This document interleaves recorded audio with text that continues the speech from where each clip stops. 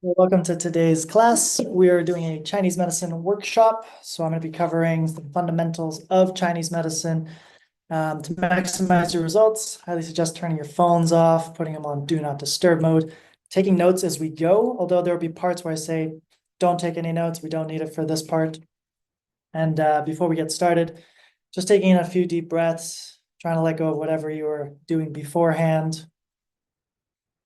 Breathing down into the abdomen through the nose. Just allowing yourself to be present today. So the major purposes of this presentation to help you out through physical and emotional pain. So Chinese medicine is quite useful for both of these things. You're going to understand Chinese medicine perspective. We're going to compare it to Western medicine perspective and see that it's actually a very scientific approach to healing rather than an intuition based like, ooh, I feel your chakras are out of line. It's like, no, it's very procedural, step by step. And then I'll provide you with some meditations and acupoints to use. Today's going to be more focused towards the emotional side. Tomorrow, we're going to do another one, same time. It's going to be pretty much all practical. We're just going to do Qigong movements, easy exercises that pretty much anyone can do. And then at the end of this presentation, I want to give you a little gift. Just to note, I'm not really selling anything at the end of this. I'm offering retreats. So if you can come to a retreat live with me, amazing. Otherwise, this is just to give as much value as I can towards you. So what can Chinese medicine do for you? Just want to get started with Qigong master here, Lu Ziqian, at 118 years old, still rocking it, still moving his body. Unfortunately, he did die somewhat recently within the last 5-10 years. But if you're 40, 50, 60, and wondering if you can move pain-free when you're 70, 80, 90, or 100 plus, it is totally possible. This is achievable through natural means. I'm not here to sell any products or supplements. I want to empower you to be able to do these kind of things for yourself. So what I like to consider is potty training. So raise your hand if you were potty trained as a child. I'm hoping most of you were potty trained as a child. When we're children, we're taught that, okay, you take in physical food, physical matter, and then you need a safe way to release it that doesn't harm you or someone else. So someone took you to the toilet and explained, when you have grumbly feelings, you go to the toilet, you release, you wipe up, and then you're good to go. What tends to happen is that in the emotional, mental, and spiritual space, we don't have those tools taught to us by our parents or by society. And so we tend to suffer consequences, as we'll see through Chinese medicine, how this works. So for myself, my potty training started when I went to China.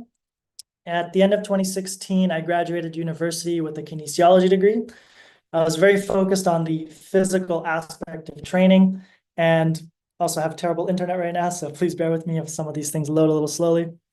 So I went to China and I lived there for 9 months in a mountain, training Kung Fu, Qigong, shaving my head, basically living a very simple life, but a very grueling life of training 8 hours a day.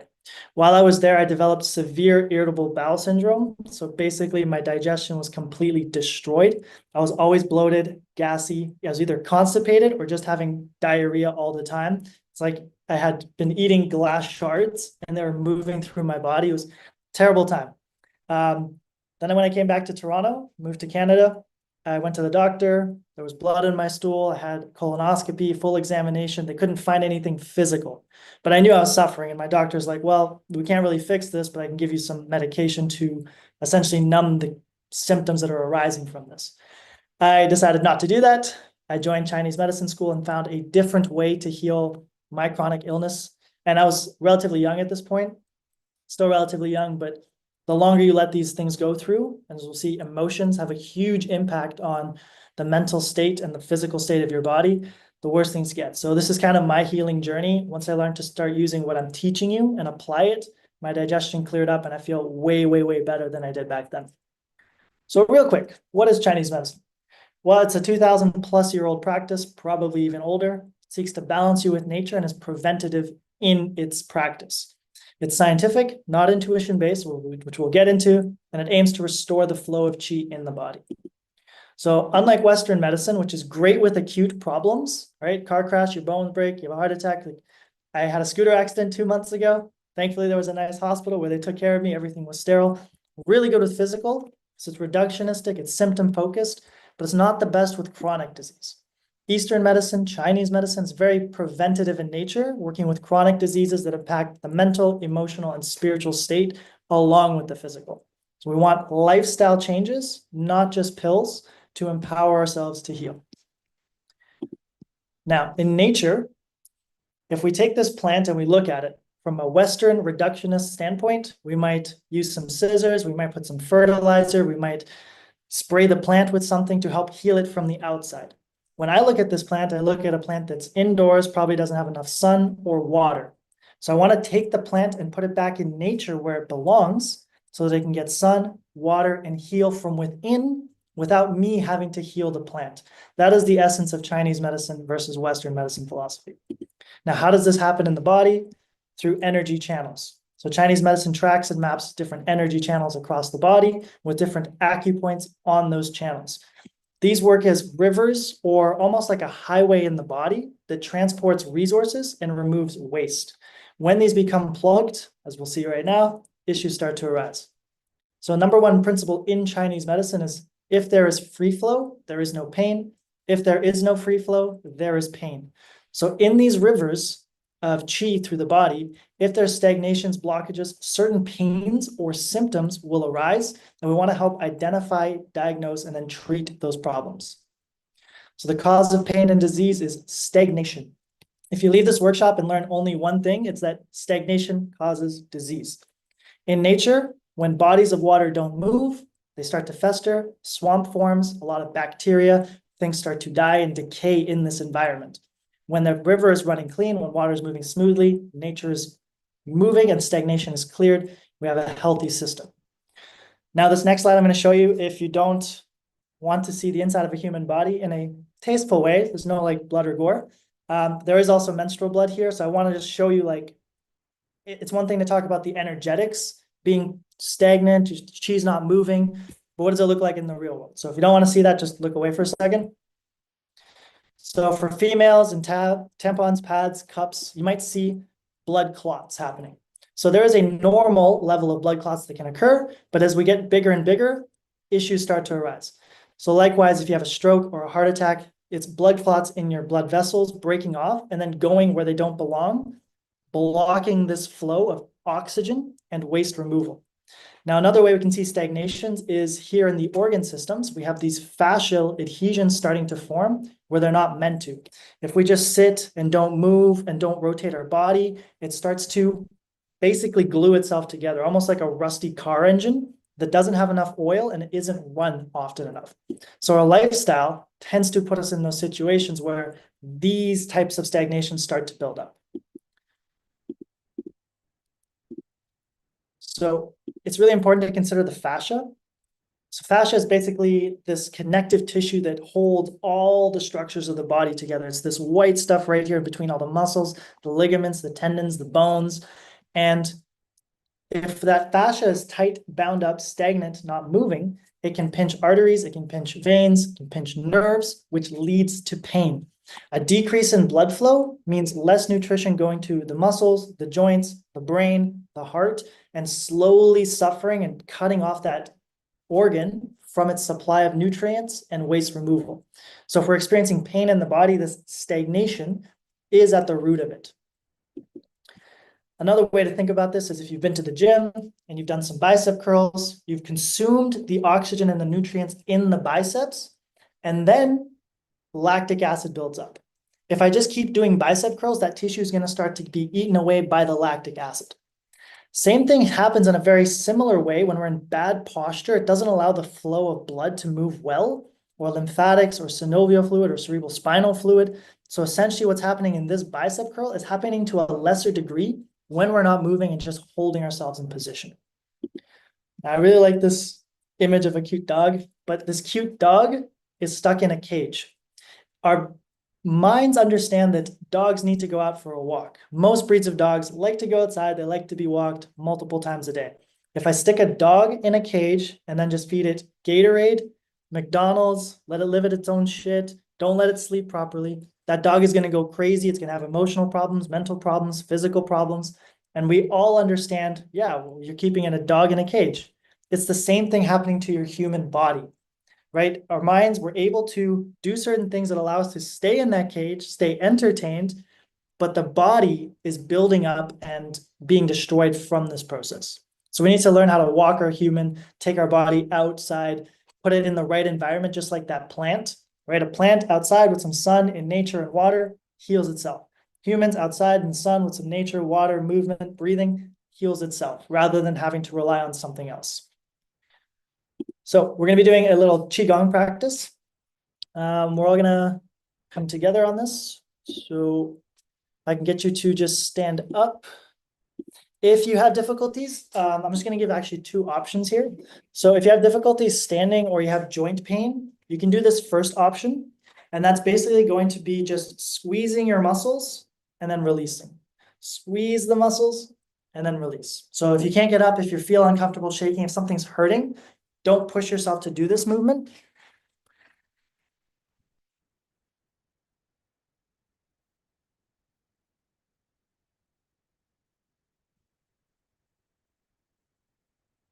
So this helps to clear the stagnation in the body. It starts to help calm the body as well and the mind. Just gonna have the feet facing forwards underneath the hips. And I want to start with a gentle bouncing in my knees. So the knees gently bouncing, not shooting forwards, just up and down lightly.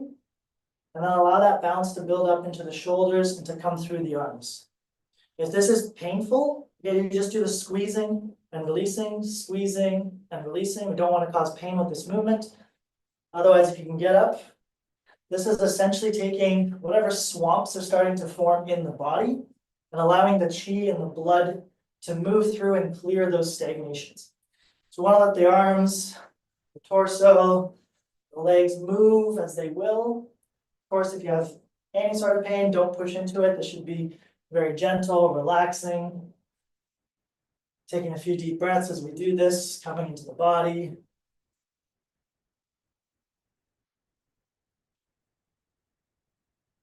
One way I like to do this as well, obviously if we can go outside in nature with the sun, you can just put on your favorite song. Okay, let's say you're working at the desk, you're gonna go for a little break, just put on a little song and dance around, shake around, help to move that blood, lymph, cerebral spinal fluid. This is helping to nourish the brain, the joints, all the tissues. It's helping to unbind fascial adhesions. So that's just one little practice you can take out of this. We'll come back together. Again, if it's too painful, just squeeze and release, squeeze and release. It's a nice pumping effect for the body.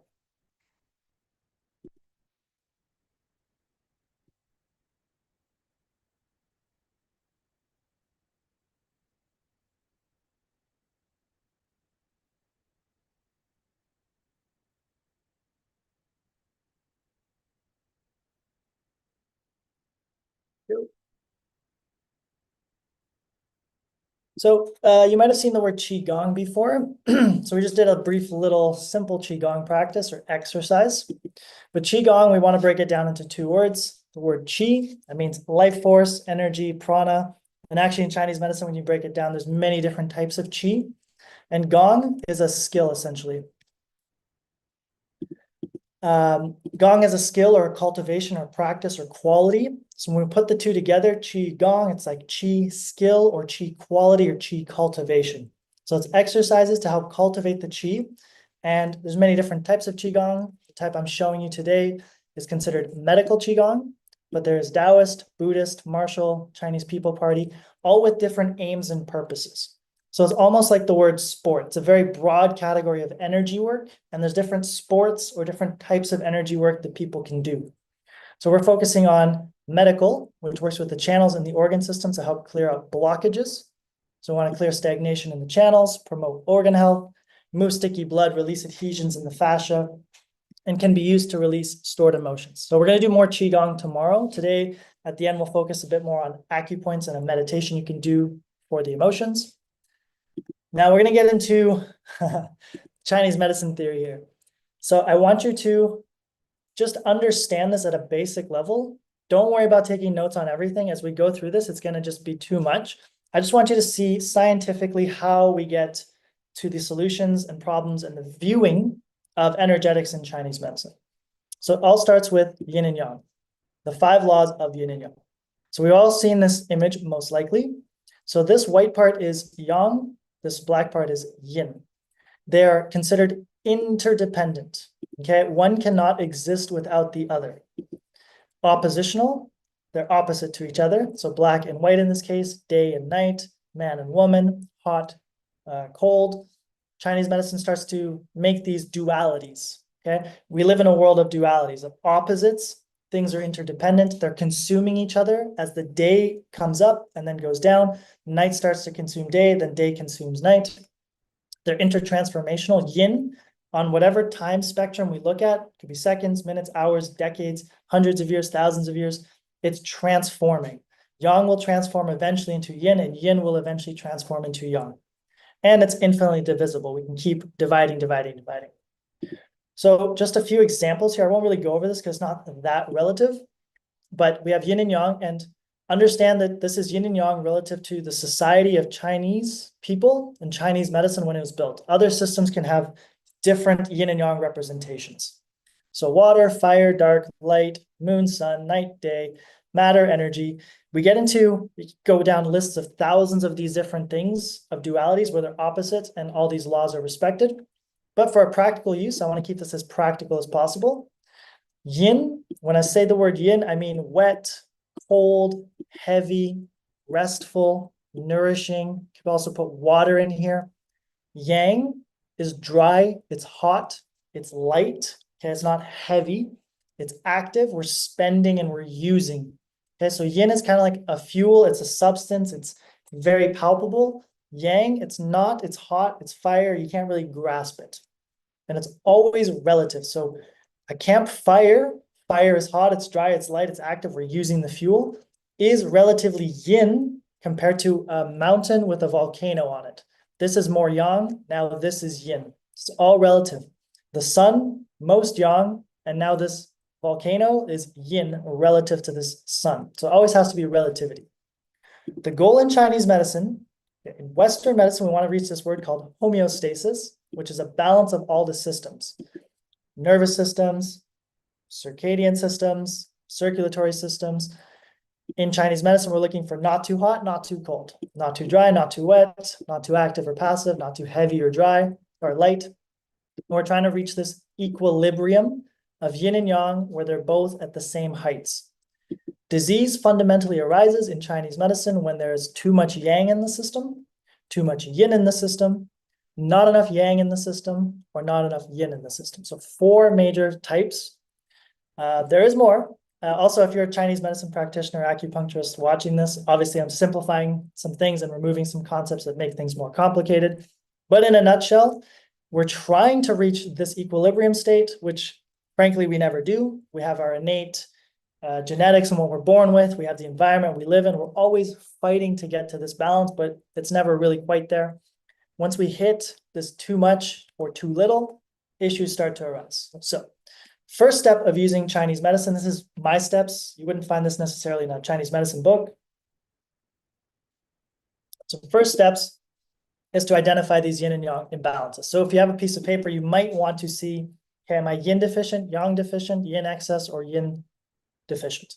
So if you're if you're yin deficient, that's going to appear similar to yang symptoms, right? Because yang is high relative to yin, but it's not necessarily excessive. So because we don't have much of the cold and the wet, we're going to have redness, heat, often worse in the evenings, hot flashes, that's that yang escaping. Yang is dry, so we're going to get hair, skin, nails, lips, and eyes that become dry. We're going to be anxious or easily agitated because the yang rises up, this fire, this heat comes into our brains and just scatters us. You're going to be thirsty, again, because you're dry. You're going to have dark, scanty urine because you're dry, and you're going to get night sweats. I hope you can see how we're starting to become scientific about this to figure out which category you're in. Now, don't worry as we go through these. Chances are you're going to be in multiple categories, and it's going to be like a big web. I'm going to give you something at the end to help start unwinding that web. Yin excess, yin is cold, so we're going to be cold to the bone. Yin is heavy, so we're going to feel heavy. Pale complexion, the yang can't rise to guide the qi with it to bring blood. Qi guides blood. We'll get into it in 1 second with qi. But if we don't have enough yang to raise the blood, we're going to be pale in the face. We're We're gonna lack appetite and lack thirst because we're heavy, we're full, we're watered. Our body already has enough substance. It doesn't want to take in more, which means we're also going to have more urine and it's going to be clearer. So dark urine, we're deficient in yin. Lots of urine, we're typically more excess in yin. Then we have the yang imbalances. And again, you don't have to write all these down. You can take screenshots or whatever. This is pretty available information. Yang deficiency. Okay, so yang is heat. And when we're deficient in heat, we're going to be cold. Yang is also active. It's spending. When we're not spending and active, we lack motivation, we lack energy. We lack thirst because we have lots of water, we have lots of yin in us, we're heavy. That pale face again, yang's not rising, loose stools. Yang or energy is really important for digestive purposes. And again, clear, copious urine. I won't go over the yang excess, but I think you understand at this point, you should be seeing yourself in ideally one of these 4 categories or 2 of them, like yin deficiency or yang excess, or yang deficiency and yin excess. Generally speaking, women tend to be more on the colder side, men tend to be more on the hotter side. As we all age, we tend to all become more deficient and cold, but everyone's a bit different. Step 2, we're going to look at qi and blood. So qi is represented as yang. It's very light. You can't really see it, you can't really hold it. Blood is considered substantive. It's actual fluid. It's there. So it's yin. Qi in Chinese medicine is built with breath. We breathe about 25,000 times per day, and food. So breathing is a practice that I want to help instill in you. So we're just going to take 1 or 2 minutes here. On your own, you can just breathe in through the nose. Close your eyes for a second. And I want a gentle inhale. Some people have difficulty breathing in deeply. They get panic attacks sometimes. So I just want a gentle inhale. And your mind placed inside the torso as you're expanding. And exhaling. The exhale is just a gentle release, no force or effort. The inhale has a gentle force. The mind is inside the body.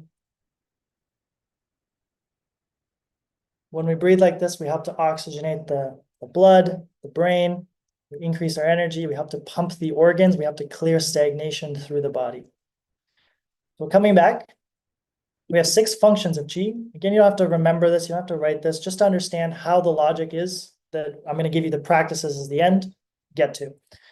So 6 functions of qi are warming, protecting, lifting, transforming, transporting, and holding. When these functions go awry, we get 4 pathologies or diseases or problems that arise with qi. Stagnation, so qi is not flowing. Deficiency, there's not enough qi. Qi is sinking, and qi is rebelling or moving in the wrong direction. So I'll give you a quick example of qi deficiency symptoms, which many people have. So the more of these you have, the more likely we can say you have qi deficiency pattern. So if you have fatigue, loose stools, poor appetite, slight breathlessness, lack motivation, enthusiasm, a weak voice, pale complexion, and slight sweating, if you have all 8 of these, like bam, we need to work on your ability to build qi because you're deficient, right? If you had other symptoms, we wouldn't necessarily focus on that. Now, quickly, we're going to look at the functions of blood. It's to nourish the body, moisten the body, houses the mind. It's the counterpart to the yang. It circulates with the nutritive qi, so it just basically helps to nourish your body. And of course, it's important for menstruation. So 3 pathologies for blood would be stasis, the blood is not flowing. There's heat in the blood, and there's a deficiency of blood. Now, quickly, blood stasis signs and symptoms: fixed stabbing pain, dark face, purple nails, purple lips, right? You can tell the blood's not flowing there. You can also put spider veins if you have spider veins in there. Abdominal masses, so if you have palpable masses on your body that don't move, and painful periods with dark blood and clot are indicators that your blood is not flowing well. Step 3 in Chinese medicine, we would add yin and yang theory, with qi and blood theory, with organ theory. So this is kind of like the final step before we start to work on the solution. So we look at a simplified version of what the spleen does. Spleen is just important for digestion. It transforms and transports your food. Controls ascending of qi, it lifts things up, like blood to the face with the qi. Controls the blood, it keeps it in the vessels. Controls the muscles and 4 limbs. And is known as the root of post-heaven qi. So we want to look for patterns of pathology. Multiple symptoms coming together related to yin and yang, qi and blood, and the organs' functions. In Western medicine, we just look for one disease. In TCM, we look for patterns. So in Chinese medicine, or TCM, we would say one disease has many different patterns. So someone can have diabetes or liver failure or many different things, but they're coming from a different source. So we don't want to treat people the same when they come in with a disease. We want to get to the root cause of the disease. And many patterns, many different organs, patterns, qis, blood deficiencies can still lead to a single disease. So we want to be really precise and figure that out. So what this looks like practically is spleen qi deficiency pattern, which is a very common one. We get unhealthy pale complexion, fatigue, weak appetite, stomach distension, bloating, bruising easily, emaciation, low energy, motivation, weakness in the muscles, and loose stools. If we identify you as having all 9 of these, very good chance that using spleen 3, spleen 6, stomach 36, REN 12, and bladder 20 acupoints, for example, or Qigong that moves the spleen will be beneficial to unclog that swamp area through the channel. Now, it's also important that when I say spleen, I don't mean that specific organ in Western medicine in one location of the body. When I say spleen or liver, I'm referring to all of these functions plus the channel that moves through the body that's associated to this. So it's a whole system rather than just one tiny part. Quick technical breakdown. This is like really, you don't need to know this, but pale because qi and spleen ascend, that function is not working. Fatigue, qi and spleen are responsible for transportation and transformation, digestion. So if you're unable to digest and bring in energy, you're going to feel fatigue. Again, if your ability to transform and transport energy is not working, your body's not going to want to eat. So you'll have a weak appetite. You're going to get stomach bloating. I hope you see how this makes sense. You're going to bruise easily because one of the functions of qi is to hold, and the spleen's function is to control the blood and keep it in its blood vessels. So spleen, qi is not holding blood in its vessels. We get the symptom of bruising easily. So we want to put as many symptoms as you can into categories and to see which category or which pattern you have the most of, and then work towards that. So it's not based on intuition. We're building a hypothesis. We test it, we apply, and then we reevaluate. Realistically, you're going to have many different patterns happening at the same time, and you want to start unwinding all of them. Chinese medicine, herbs, acupoints, lifestyle. We want to empower you to heal your own self. So the causes of disease. Stagnation is the cause of disease. If you leave here and do nothing but shaking or squeezing, focus on a little breathing, you're clearing stagnation. You're starting to help the physical, mental, and emotional bodies to recover. So physically, tight, thick and sticky blood. You can see that stagnation. You can see tight fascia, sore and stiff joints. That's the stagnation arising in the body. When a baby is born, it's very healthy. It's generally very plump. It's pliable. It's like a squishy little water puddle. As we get older, we tend to dry out. We get brittle. The skin wrinkles. We shrink. We're not moist anymore. We want to be moist. Okay, we want rivers running through us, not bacteria building up. Emotionally, we can have blockages in the energy channels, stuck emotions and traumas from past experiences. And this makes us reactive, makes us tight, bundled up, and kind of not behave well sometimes. Mentally, it can lead to a clouded mind, forgetfulness, lacking concentration. So if you see these in yourselves, we want to start to work through those out.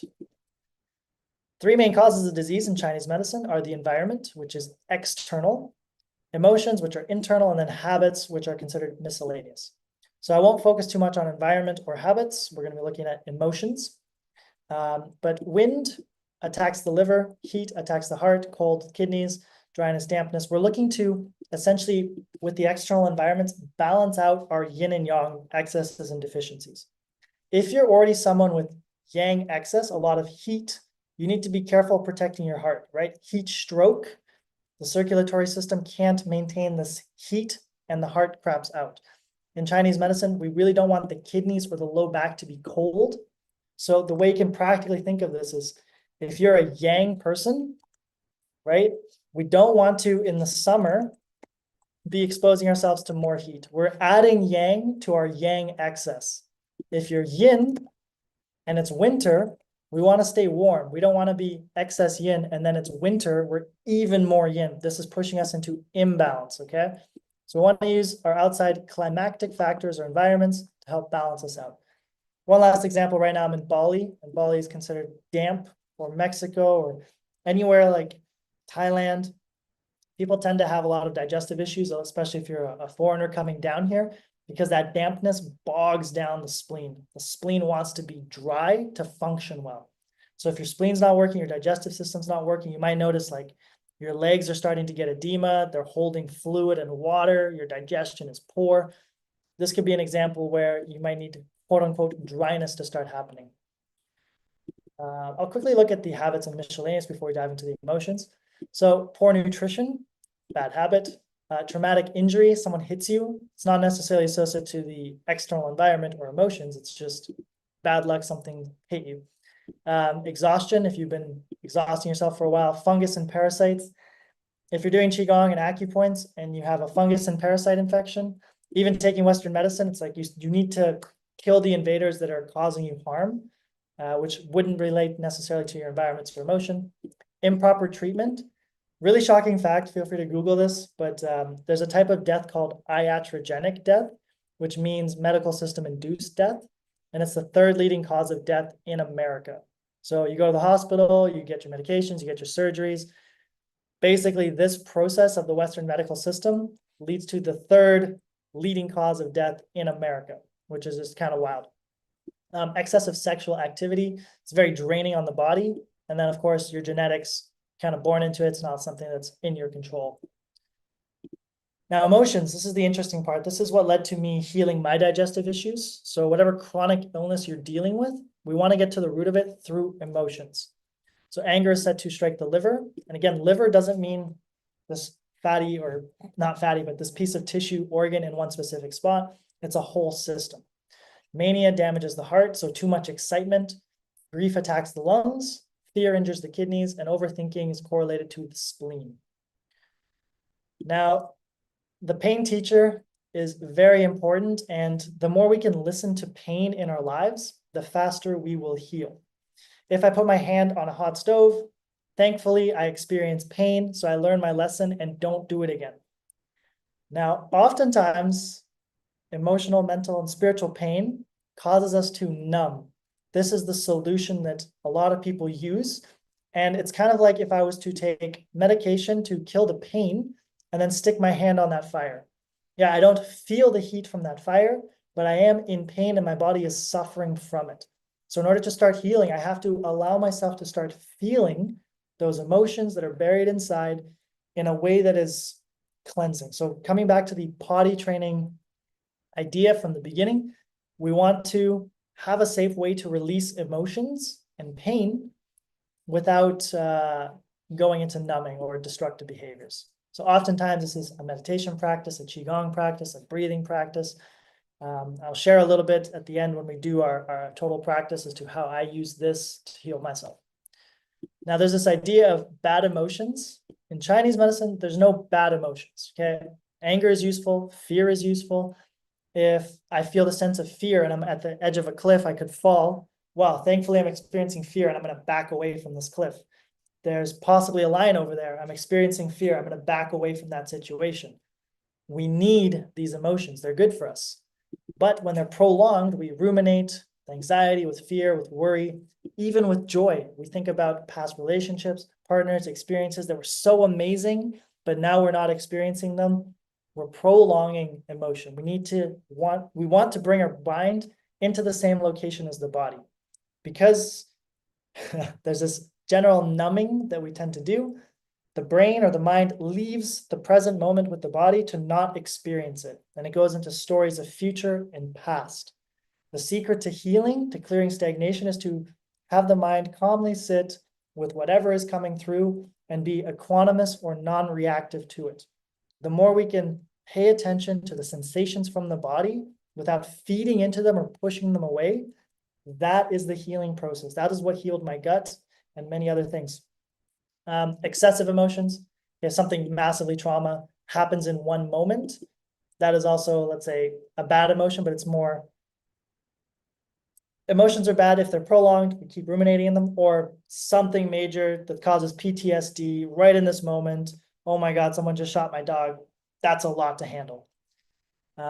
This traps our emotions and traumas. So trauma, coming back to me here, physically, I have trauma in all these parts of my body, and I need proper etiquette or healing or tools. And if I'm picking at the scabs and moving around, but I'm taking, let's say, a painkiller, and I don't feel the pain of my skin and my bones and my joints, I'm now able to engage in destructive habits and actions that are counterproductive to healing this physical trauma. Emotionally, we have the same thing. We get heartbreaks, someone insults us, we lose loved ones. It's like an arrow is shot into our heart and goes and sticks into certain channels, certain organs, and gets buried there deeper. If we don't have this nice way to bandage and encourage healing, we're just masking what is going on and allowing ourselves to engage in bad behavior that is pushing that trauma deeper into the body. So I want you to consider that we have a limited capacity for physical, mental, emotional trauma. My body has a limited capacity for hitting the road with a bike landing on top of me, okay? I have a limited capacity to absorb physical damage in the moment before it becomes absorbed as a bruise, as broken blood vessels, as broken bones. I can fight someone who's 100 pounds smaller than me, and I can take that trauma any day. It's probably not going to harm me. Someone who's 100 pounds bigger than me fights me. I don't have that capacity, but I could train boxing. I could put on more weight, more size, so that I'm building my capacity for physical trauma. So just like I can build physical trauma capacity, I can also build emotional and mental trauma capacity. And as I do that, it actually unwinds and pulls out whatever was in there and basically starts to heal you. So short-term tools for numbing, this is just a list. It's not exhaustive. Drugs, alcohol, work, exercising. Some people are addicted to exercise and they use it as a way to numb themselves. We want better long-term solutions. Qigong, acupoints, movement, meditations, walking, breathwork, nutrition, sleep. Sleep plays such a huge role in your emotions. If you're unable to regulate sleep at the heart of it, your insulin levels will not be normal, your emotional levels will not be normal, your cortisol levels will not be normal. How can we have normal, quote unquote, normal baseline stress-free emotions if we're not taking care of these fundamental things? Now, this is one of those things right here that clicked in my mind because I come from a very Western background. I trained martial arts, judo. I have a black belt in that. It's very tough mentality of don't cry, don't show emotions. If something wants to cry, it's weird, don't do it. So I just want you to understand if you're in that situation, you know someone, this is what clicked in my brain to help release that. So it's 4 ways to experience emotions: reaction to the present moment. Someone comes up and hits you, insults you, gives you flowers. It instills an emotion directly in that moment. There's attunement. So someone else's emotions are impacting yours. You walk into a funeral, you're probably going to feel more sad. You go to a wedding, you're probably going to feel more happy. Then there's self-generated. So we're thinking, nothing is happening to us. There's no one around us. We're just thinking about the future or the past. And this is generating an emotional experience. And then somatic release. Somatic release basically means, coming back to the potty training analogy, physically, I feel, oh, there's a pressure in my stomach. It's 6 a.m. Yeah, I need to go to the bathroom. I need to have a release from my body. Somatic release happens when we do breath work, yoga, Qigong, meditation, movement practices, acupuncture. It can also just happen randomly. You're just standing in your kitchen and you all of a sudden you get overwhelmed with feelings of sadness, of joy, of grief, of fear. And this is your body trying to essentially say, hey, I need to have a release.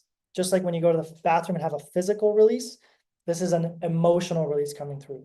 This could be from 5, 10, 20, 30 years ago. Your body's finally bringing it up to the surface to be released. And in order to release it, all you have to do, and it's all you have to do, it's a skill, is just observe it, feel it to its fullest, to your fullest capacity, and then be equanimous or non-reactive to it.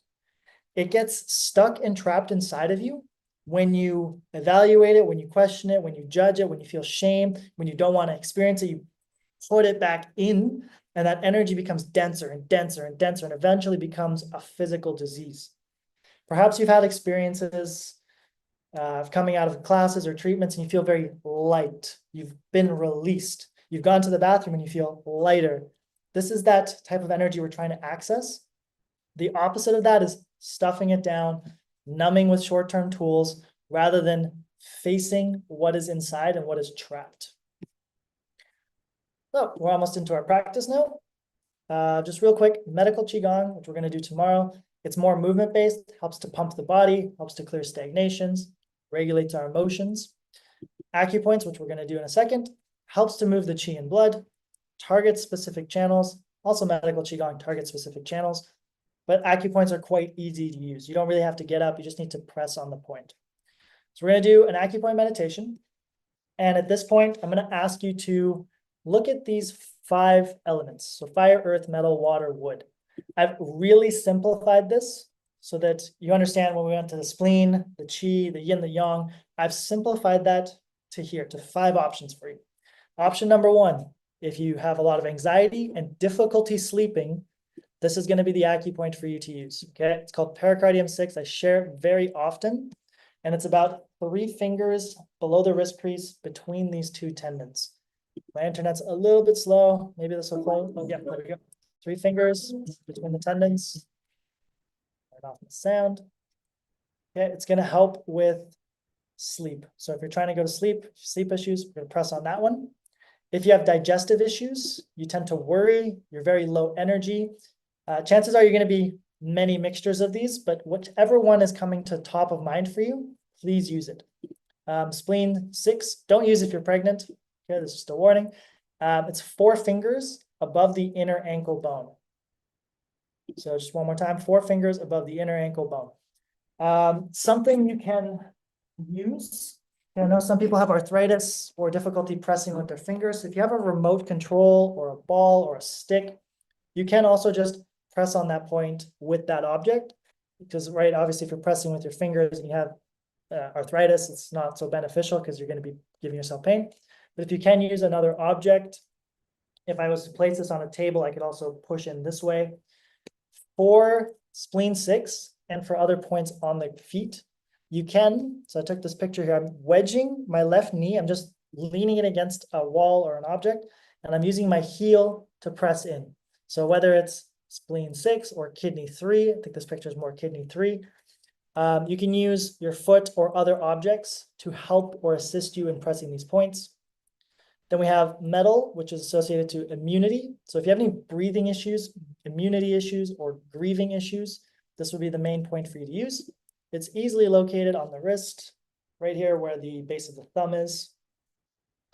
So again, you can use a finger, gentle pressure. And as I'm going through these, it's a good idea to actually press on these. Because what I'm not saying here is, right now we're trying to use an intellectual approach to seeing which one of these is wrong. Okay, I have these symptoms, so therefore I'll use this point. But as we press these points, if one of them or 2 of them or 3 of them is just excessively sore or tender, you want to focus on that. That's a sign that there's stagnation through that area. So you want to focus on it. So if you're not sure exactly which point to use either, you can go based on touch and feel. Kidney 3, this is great for low back, fear, ringing in the ears, urination issues. As we get older, if you're over 40, this is just a good idea to use in general as well. Someone's asking if we press both sides. You can test out both sides, and if one is more tender, you can focus on that side. Otherwise, I usually just do one side, whichever side I feel called to, whichever side is more tender. It's more of a time issue, and in this case, it's a logistics issue. It's kind of hard to press both at the same time unless you're on your feet, and then it just becomes a comfort issue. So just pick one side. Someone's asking, is it the bottom of the ankle bone or top? So for this one, it's the middle of the ankle bone. And then we come back here. We're not sticking any needles in, so you don't need to be super precise. If you find a tender point and it's a little bit off from where I'm showing you, just focus on that tender point. If it's a little bit up or down, not a big deal. And then last one, we have wood, which is stress, depression, headaches, PMS, anger, joint pain, weak vision, brittle nails, whole slew. If you're not sure what to do, stress is always a great one to hit. So that's liver 3. It's located right about here. So on this one too, you can just press up and down this channel area, see which one feels the most tender for you, left side, right side. You can use your hand. Obviously, you don't want to pick up your foot like this, but you can use a thumb to press in. Or again, you can use, as I showed here, your heel or if you have a stick, some object that you can gently rest above it. It doesn't need to be like a heavy pressure or a hard push. We just need a little bit of contact pressing through that area. Now, I hope you have one that you've decided to go with. I'll leave this up here so you can see which one's which. These are our 5 acupoints, right? Kidney 3, pericardium 6, liver 3, spleen 6, lung 9.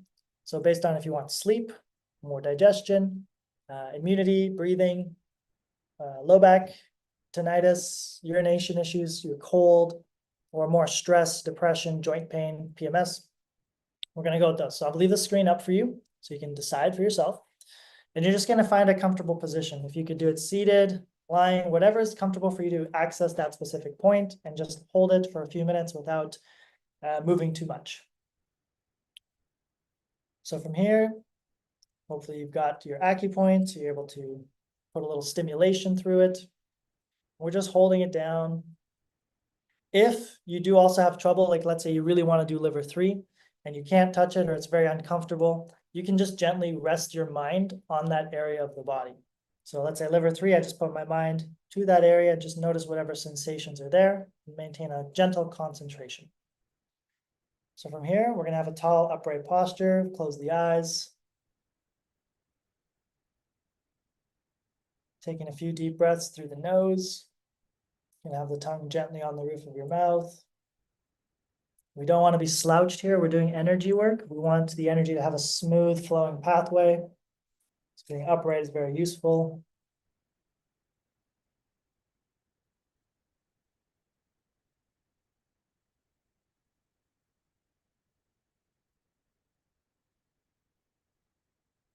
You really want to maintain presence to that specific acupoint you've chosen.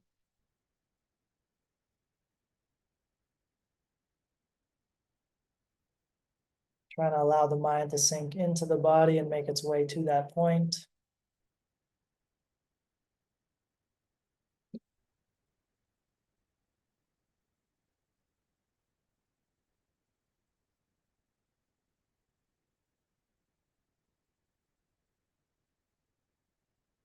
Now it's really important to bring in a quality of acceptance or tolerance or equanimity with whatever issue you chose to deal with, whether it's digestion, or stress.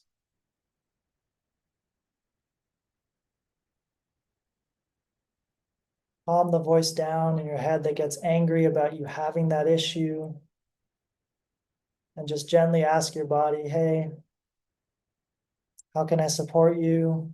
What do we need?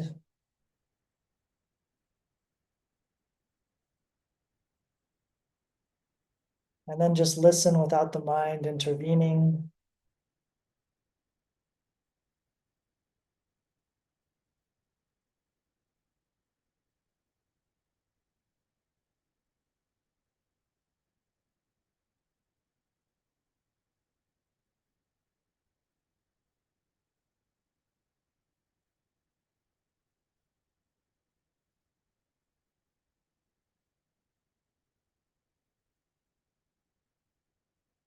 Oftentimes the mind gets carried away, makes assumptions, makes judgments.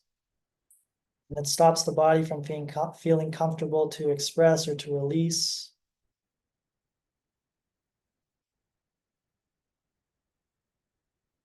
So allow this acupoint to be a gentle invitation for your body to release and let go of whatever it's holding on to without the mind catching on to it and judging it.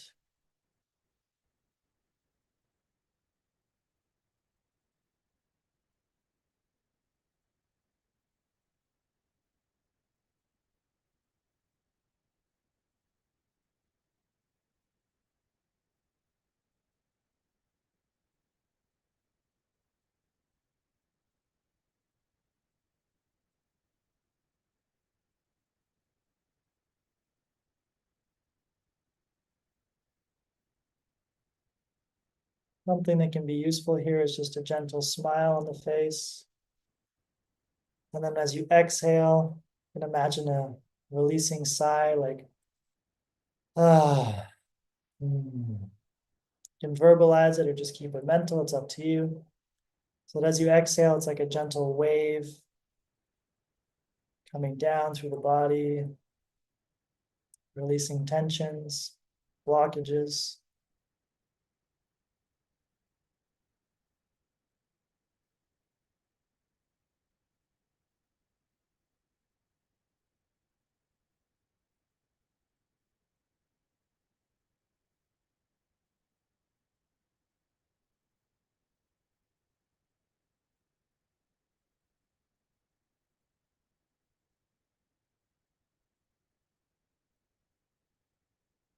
Keep the eyes closed, the mind relaxed, and just release the Acupoint. And just sit in a nice, comfortable, upright position. No intention, just gentle awareness of the body.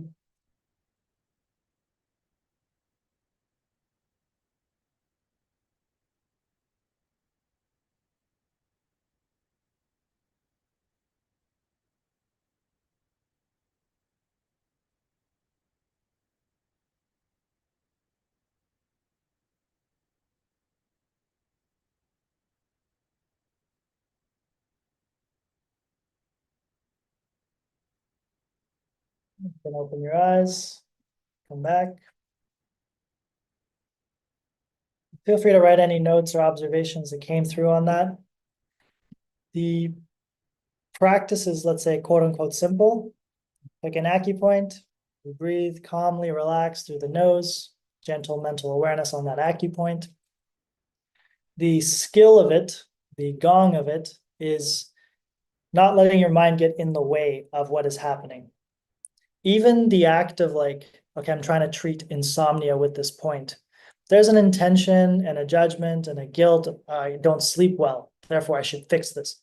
Use the intellectual mind to set a gentle intention, focusing on the area you need most. And then as you're doing it, you want to just release, accept whatever's coming through, whatever your body wants to release or say. You're able to ask simple questions. What do you need? How can I help? And then let the mind go. So what happened for me when I was doing this for my digestion is my mind, I'm so smart, I'm so intellectual. I know the best diet and the best sleep routine and the best exercise and the best protocols. Mentally, like, yeah, should work, but it wasn't yielding real results. Okay, it was helpful, but it wasn't getting to the root cause, which was an emotional issue. And I didn't accept or know that I had emotions and that they're trapped inside my stomach and they're causing me digestive pains. And until that light bulb came on through these practices, through these ideas, and then through ultimately the actual experience, nothing changed. So unless you take this practice and start using it, we want simple things. Sometimes people try to complicate a list of acupoints from here to here, then here, then here, and then see this guy 10 times and pray down for 5 times and make sure you're using this beat. So keep it simple and develop skill with a simple process.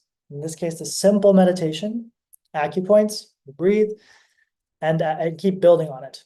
That's what's going to cause the release and the quality of equanimity. You must be able to observe the release without holding on to it.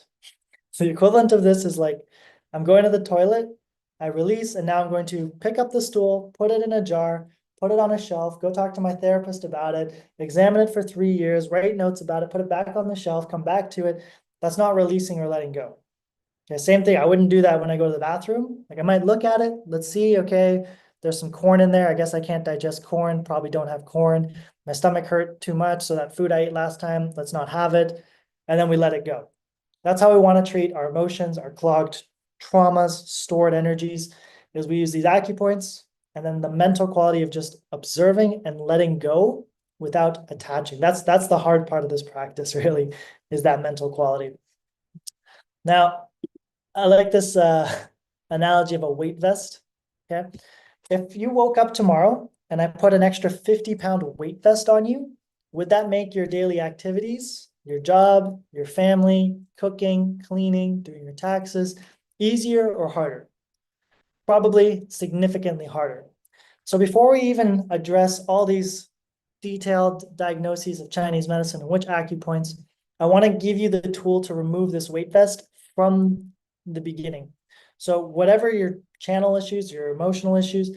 This is going to help across the board. When you wake up in the morning, you're either removing weight or adding weight. And when you're sleeping, when you're laying down, your body's very stagnant. There's no movement. It's very little movement. We need to encourage movement right away, first thing in the morning. What most people do is lay there, hit the snooze button, scroll news, see fearful media stuff, and they're very absorbed outside their body, adding more mental, emotional, and spiritual weight and physical.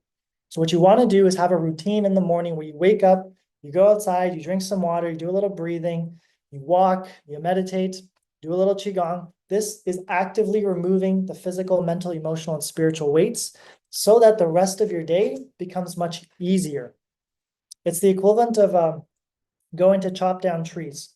If I don't spend the first 20 minutes sharpening the axe, my axe just gets dull, dull, dull, and I can't really do the tasks that are in front of me. So the first 10, 20 minutes of waking up are the most important part that whatever habit, lifestyle, Acupoint, Qigong, weight loss, change you're trying to achieve, the first 10 minutes of effort in the morning is the most important. So I want to give you a little gift here with this. This is called the RAD protocol. It's my morning routine. You can either go to radoslav.ca/stagnation, or if you take your phone out, you can scan this QR code with your camera app, and it'll let you download that right away. This is for you for staying to the end. I hope you enjoy this, you use this. If you want to learn from me in person, I'm hosting 2 retreats. One will be in Austria this June 28th to July 4th. We're going to be in this lovely mountain hotel called Das Alois. Really good food, really good service, really nice location. And I'm basically going to take you through a bunch of Qigong, acupoints, meditation practices, stuff to go inwards, stuff that just can't really be done online or over the camera. If you're interested in that, you can go to radoslav.ca/Austria or take a scan with your camera app on this one. I also have one in Mexico. This is a co-hosted with Bioculture Retreat. We've got Christian Dakota here. If you want to go to that, that is radoslav.ca/Mexico or scan this. It's happening in about 1 month. I'm actually going to be in Mexico for the entire month of May with these guys. We're going to be doing a yoga retreat. My friend Qi, Holistic University, some of you know him. He's going to be doing a retreat. Troy Casey is going to be doing a retreat. It's just going to be retreat months. But obviously, some people can't travel. Some people can. Go to Mexico, Europe. You're welcome to come. Otherwise, I just want to provide as much value as I can with this. Tomorrow, join me for a Qigong practice. I'm going to give you another little gift similar to the RAD protocol, but it's going to be more Qigong focused. March 27th, 9 p.m. Eastern Daylight Savings. Get the RAD protocol. A lot of you, it's nighttime. Here I'm in Bali, it's like 10 a.m. Do it. Go download it right now. Let me just pull this link up for you again. radoslav.ca/stagnation. Scan it. It's super simple, easy. Write it down. I've made video notes. I've made a PDF. You can just access it right away. Do it tomorrow morning and tell me the experience of your day afterwards. Right? I guarantee that if you do this, or you're already doing a morning routine, you incorporate some of what I show you, your day will be much better. Your emotions will be more stable. Your ability to handle physical, emotional, mental traumas, your capacity will increase. Okay, so focus on this. Have a good night, everybody. I'll see you tomorrow. It'll be about the exact same time. You can use the same links. And if there's any questions, feel free to reach out to me on Instagram. I am Radoslav. Some of you are going to be watching this on YouTube. Feel free to send me any messages if you're interested in retreats or training with me. Be happy to have you there.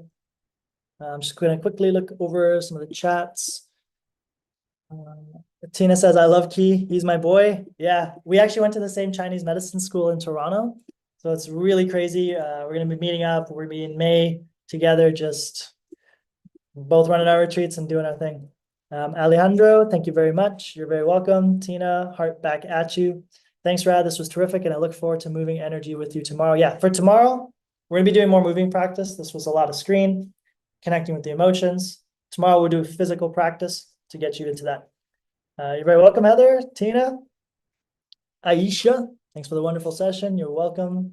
Shauna, thank you. Thank you, everyone, for engaging. I really appreciate the comments and the feedback that comes through this. So cool. Hey, Tina, hey, I guess you guys know each other, ladies. Thanks a lot. Do we need to sign up for tomorrow? I'll send emails again, but it'll be the same links for tomorrow. So wherever you're watching this, whatever link you clicked, should work, but I'm also going to send out an email reminder as well. Same time, same place, same space. Wish you all a happy evening, good sleep. Watch the RAD protocol. I'll put this back on screen. If you're interested in Mexico, come out to Mexico.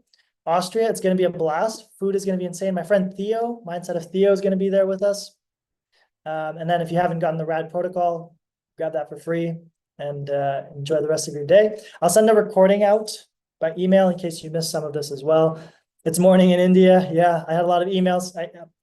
The European time zone is completely missed on this one. They're totally out of luck. I had a lot of people reaching out, so they'll get the recordings, and maybe when I'm in another time zone, it's more advantageous for me. We'll do this again. So thank you everyone for joining.